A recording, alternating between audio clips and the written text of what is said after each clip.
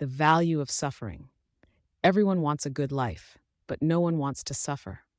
The irony is, the things that make life meaningful almost always involve some kind of pain. Mark Manson opens this chapter by making it clear. You can't avoid suffering. You can only choose what's worth suffering for. He explains that our values, the things we believe are important, determine the kind of problems we're willing to face. If your value is looking cool, then your problems revolve around impressing others. If your value is honesty, your problems involve being uncomfortable but real. Basically, your values decide the flavor of pain you'll live with.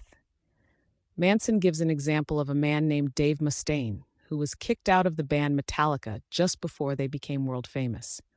Heartbroken, he swore to start his own band that would be even bigger.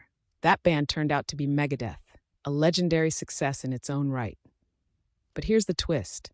Even after selling millions of records, Mustaine still saw himself as a failure because Metallica was always more famous. So despite achieving what most people would call a dream life, Mustaine was miserable, not because of what he had, but because of how he measured it.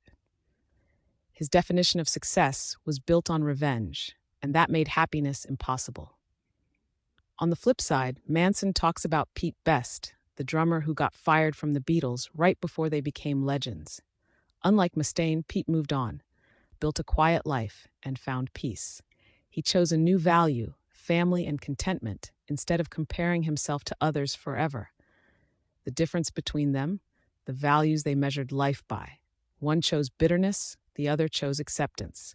Manson uses these stories to drive home a brutal truth. You'll always measure yourself by something, so choose your yardstick carefully. If your self-worth depends on being better than others, you'll never stop suffering.